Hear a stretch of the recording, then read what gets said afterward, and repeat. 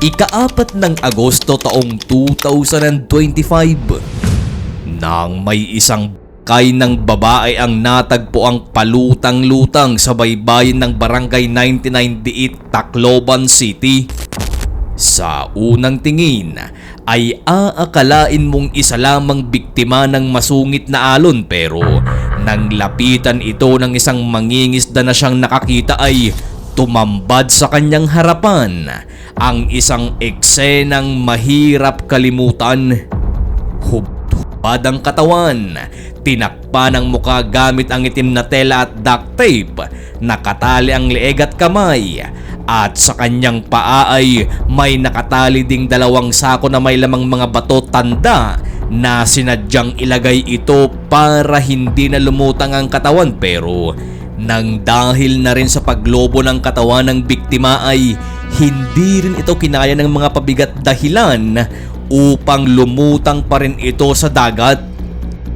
Dahil dito ay agad ipinagbigay alam ng mga residente ang natagpo ang bangkay sa Police Station 2 sa Tacloban City, at hindi naglaon ay kinilala ang biktima bilang si Akini Aradasa, 35 years old, at minsang hinawakan ng titulo at korona dahil sa pagkakapanalo niya sa Miss Matag-o pageant na ginanap noong 2012. Pero ang malaking katanungan ngayon mga kaibigan ay sino ang may gawa nito sa kanya at ano ang kanilang dahilan o motibo para gawin ang karumal na krimeng ito.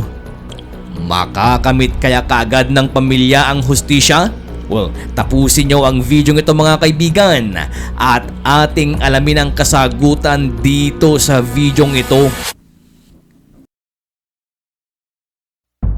Si Akini Aradasa ay tubong Matag-o Leyte.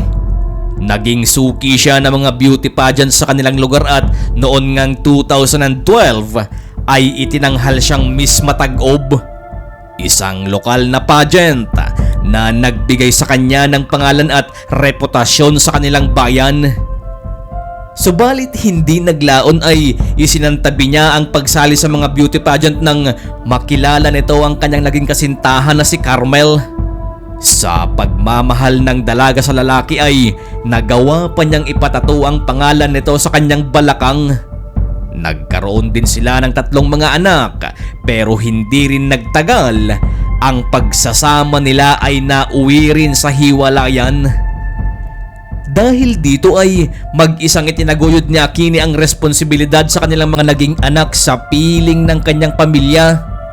Para naman may pantustos sa kanilang mga pangangailangan ay nagtrabaho siya bilang caregiver sa Ormoc City.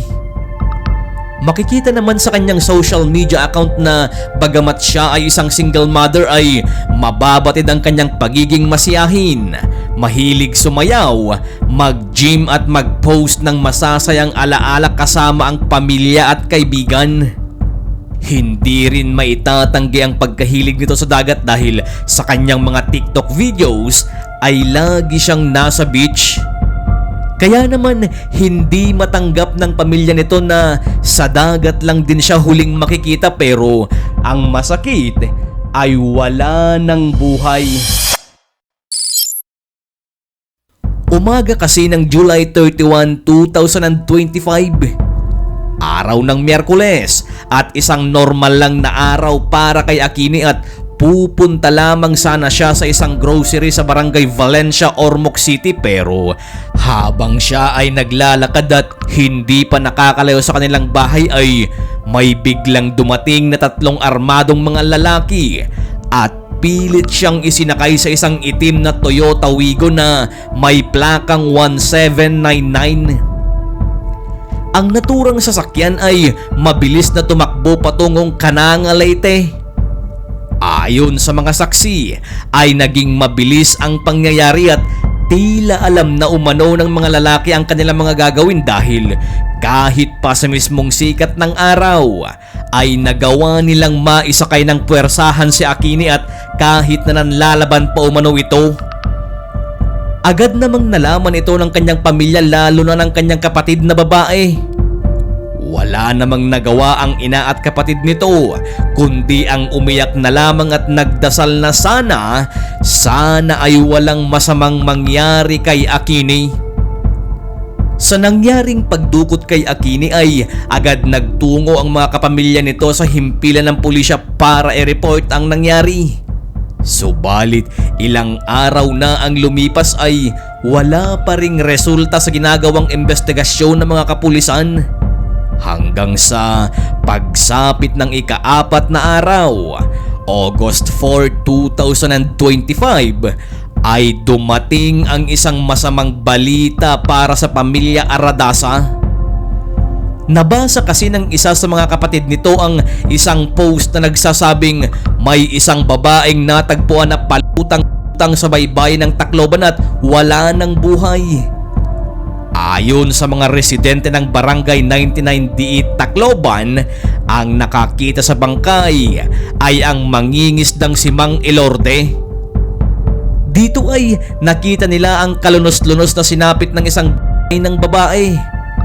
Wala ni isang sapot sa katawan, binalot ang mukha ng tela at duct tape, nakali ang leeg at kamay, at sa may paa ay mayroong 2 sako na nakatali na may lamang mga bato bilang pabigat. Agad namang rumisponde ang mga otoridad nang malaman nila ito at kaagad na nagsagawa ng pag-iimbestiga. Noong una ay nahirapan sila dahil walang kahit na anong pagkakakilanlan sa biktima maliban na lamang sa mga tattoo nito na nasa likod. Hindi nagtagal ay biglang naisip ng mga otoridad na baka mayroon itong kaugnayan sa kaso ng dinukot na babae sa Barangay Valencia, Ormoc City, kaya naman dahil dyan ay agad silang nakipag-coordinate sa Police Station 2 ng Ormoc Police Office. Kasunod ng pagkakabasa ng isa sa mga kapatid na babae ni Akini ang post mula sa Tacloban ay tinawagan din siya ng mga pulis at sinabing walang pagkakakilanlan ng babaeng nakita maliban sa kanyang mga tattoo, pero tansya umano ng mga ito ay nasa edad 16 to 20 years old lang ang babaeng nakitang palutang. Noong una ay hindi kumbinsido ang kapatid nito dahil si Akini ay 35 years old na. Isa pa ay nang ilarawan umano ng mga pulis ang tattoo ng babaeng natagpuan ay tila hindi tugma sa mga tattoo na nakikita niya sa kanyang kapatid na si Akini. Pero nang muling tumawag ang mga pulis at sinabing may nakita pang isang tattoo mula sa kanyang balakang ay dito na tuluyang gumuho ang mundo ng pamilya Aradasa. Ayon kasi sa mga pulis ay nakita nila ang isang tattoo sa kanyang balakang na ang nakalagay ay Carmel. Hindi naman lingid sa kanilang kaalaman na yun ay pangalan ng dating naging kasintahan ni Akini at ama ng 3 nilang mga anak. Dahil dito ay agad silang nagbiyahe patungong Tacloban at nang makita nga nila ang bangkay ay dito kinumpirma nga nila na yun ay walang iba kundi si Akini. Malalakas na sigaw at paghihinagpis na lamang ang tanging nagawa ng pamilya nito at pagmamakaawang makakuha ng hustisya. Dahil naman sa nasa advanced stage of decomposition na ang mga labi ay hindi na nila ito pinaglamayan pabagkos ay kaagad na nila itong dinala sa kanyang huling hantungan. Pero sino nga ba kasi ang may gawa nito sa kanya at ano ang naging motibo niya? Mga kaibigan, ang masakit magpasa hanggang ngayon ay wala pang nakikita kahit maliit lang sana na lead kung sino ba ang may gawa nito sa kanya. Ayon sa mga pulis ay malinaw na premeditated o planado ang krimen at bagamat matagumpay nilang na-trace ang ruta ng sinakyan nilang itim na Toyota Wigo mula sa isinagawa nilang backtracking ay lumalabas naman sa investigasyon na ang plakang ginamit ay falsified o stolen plate na siyang naging isang dahilan o nagpahirap sa mga kapulisan para tukuyin kung sino ang tunay na may-ari. Kaya naman hanggang ngayon, ayon sa pinakahuling report ay nananatiling misteryo kung ano ang tunay na motibo at kung sino ba ang may gawa nito. Dahil naman sa panawagan ng kanyang ina na si Vilma Aradasa sa programa ni Senator Raffy Tulfo ay nagkaroon ng pressure sa lokal na kapulisan para mapabilis palalo ang kaso. Noong huling bahagi ng 2025 ay nag-alok ang pamilya at ilang individual ng reward money para sa kung sino mang makakapagturo sa kinaroroonan ng mga suspect, pero hanggang ngayon ay wala ding lumutang na pwedeng gawing star witness. Ayon naman sa kanyang kapatid, hindi naman siguro kidnap for ransom ang dahilan dahil hindi naman sila mayaman. May mga nagsasabing personal na alitan at may iba namang hinala na may kinalaman sa mga taong kakilala niya. Pero anuman ang dahilan, sana pagdating ng araw ay makuha nila ang tunay na hustisya.